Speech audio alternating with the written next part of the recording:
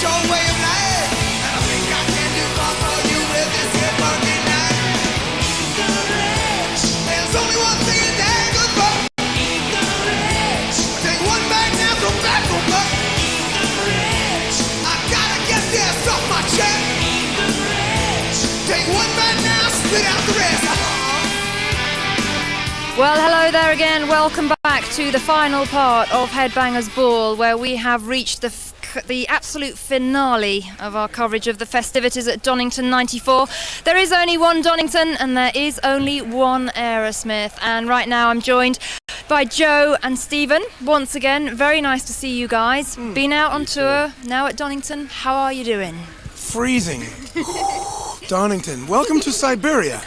We're going to rock your asses off if you can thaw them out. Yeah, well, it wouldn't be Donington without a bit of rain and a bit of mud. Well, it's definitely Donington then. We're here. It is. If it's Saturday, it must be Donington. Now, there's loads to talk to you guys about, and I'd like to start by saying that you were sort of tipped as the headliner for the aborted Donington last year. So did you kind of lock Donington 94 into place sort of at the end of last year, and all these other festivals seem to have fallen into place as well? Well, you know, I think that even as we were deciding not to do it last year, there was the talk that we were going to be here this year for this one, and they threw a dart at the calendar and said this is when the weather's going to be perfect. So here we are.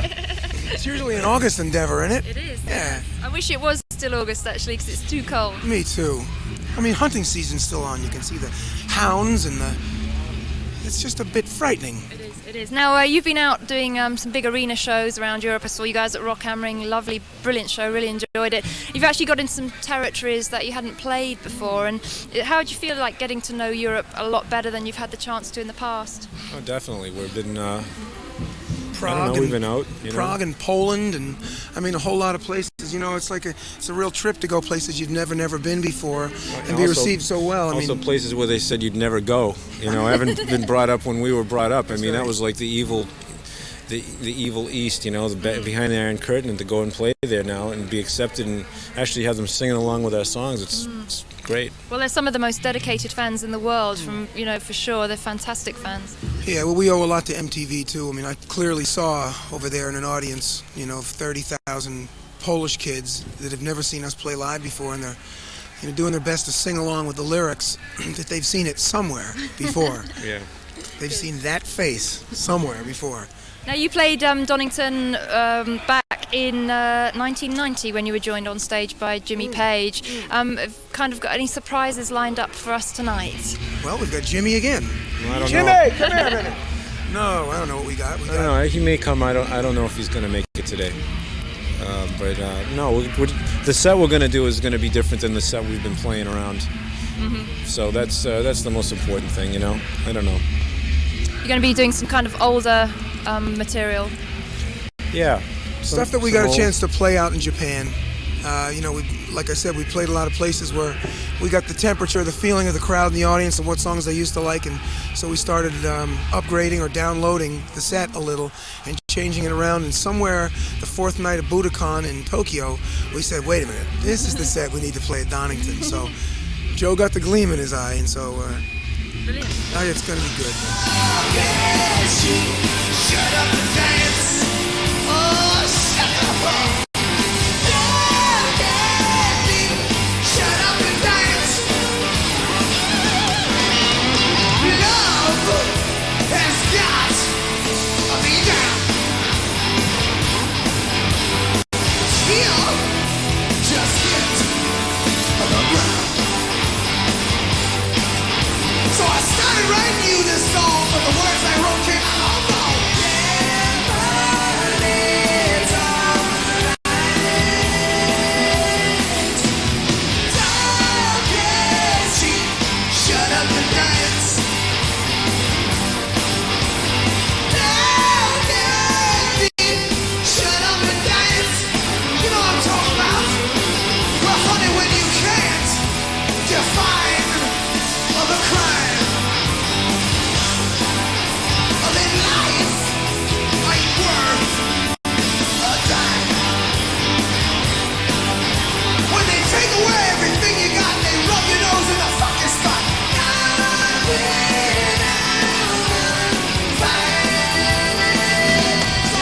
very varied lineup here today at Donington. Obviously another band from Boston, Extreme, but I was wondering how involved were Aerosmith in choosing the bands to play on the bill today? Well, we've seen some of these other guys playing, like Sepultura. We saw them in South America, and we were just kind of, there was nobody that we wouldn't want on the bill, so they just kind of ran the list by us, and we said okay, Terrorvision, Yeah. I like them. Yes, it's great. It's a really diverse lineup. Yeah. Now, you have been on the road for so long since the release of Get a Grip, and I was just wondering how do you kind of keep things fresh and challenging and interesting, and is the road a creative place as well? Do you get to actually find that jamming and writing new songs helps keep things fresh? Well, I think just pulling new songs out of the past and throwing them in the set does it. We really don't get much of a chance to write stuff, and on the road. But playing for different places and trying the different songs out that we've got. Who needs to write new ones? We've got a whole bunch of old ones. Yeah, right. There you have it.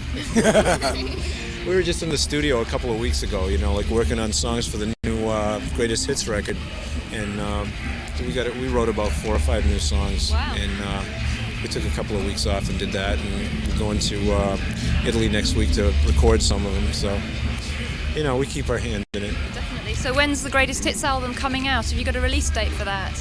November. Yeah. Remember, I think we're going to call it Big Ones. Big ones. No. And there might be a couple of new tracks on there, were you saying? Definitely, they will be on there. We're going to cut them next week, and we've already written them, and we like them.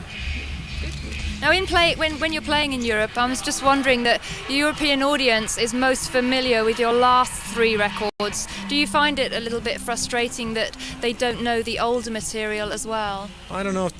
They seem to recognize a lot of the stuff. I mean, even in Eastern Europe, we were playing stuff like Train Kept a Rollin', and obviously they know Walk This Way and Dream On and Sweet Emotion. I don't know. People know all those. I was really surprised in Japan. They were like, we're getting letters from 16-year-old girls requesting the first 2 albums. They really go deep there. Definitely. But, Rats in the Cellar. Good stuff. But we'll see tonight. Good. We will see tonight. We'll see a little bit of Aerosmith live in just a moment.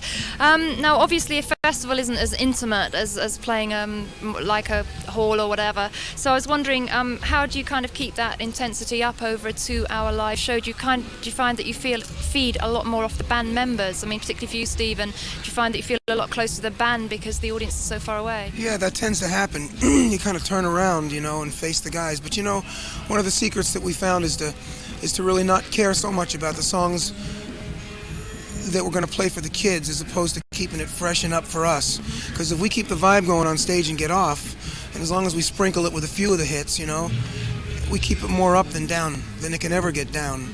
Yeah, it's a big drag that, I'm 18 feet off the ground and 42 feet from the audience, and, there's just nothing you can do about it. And trust me, I've tried. Except for get a cherry picker or something, a rope swing. It's like you can't do it. But usually, in the magnitude of an audience like this, what is it, 40,000 out there? Mm-hmm. More than that, more like 60. 50, Yeah. 60. You just if they blow all at once, the stage will go over. So you get the feeling, you get the vibes. Is 60? I'm getting nervous. I thought it was 40. It wasn't going to be a big deal, but now 60. That's a lot. That's a lot of people. They spray blown a fuse. When the whole gang bangs, tell me, Dad, what's your excuse? Honey, you got the fever. Fever. Fever. Fever. Yeah, baby, remember him when you ain't there. I'm trying to get my chance to be electric machine. We are here, but we're not over there tonight.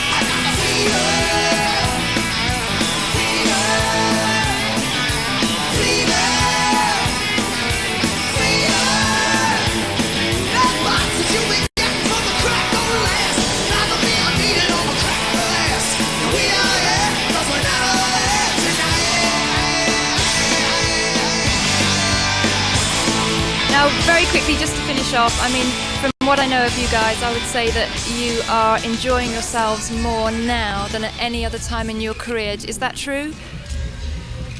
Well, we can remember more about the times that are fun than, hey man, where did we play last night?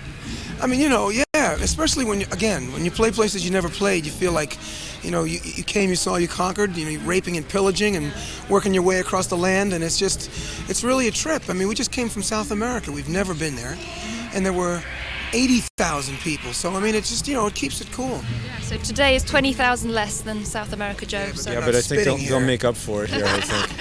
So there's a greatest hits album to look forward to from Aerosmith. Also, I heard a rumor of a live album. Well, we've been recording. We're recording tonight, as a matter of fact, and we're just going to keep putting the stuff away in the can, and probably in the next 2 years we'll have a live record that'll mean something. Well, thank you both very much for joining me just prior to your Donington performance. And little chap over there's waving at me, telling me to hurry up. I've got about 50 more questions for you. We haven't got time, so I hope I'll catch you again very soon. You will. Good luck, Donington 94, and thanks for talking to us. And we're just going to finish this Donington special the only way we can finish it. We are going to show you a little bit of Aerosmith taking Donington 94 by storm. Yet another brilliant 2-hour plus show. Check some of it out right now and check these guys out on the road.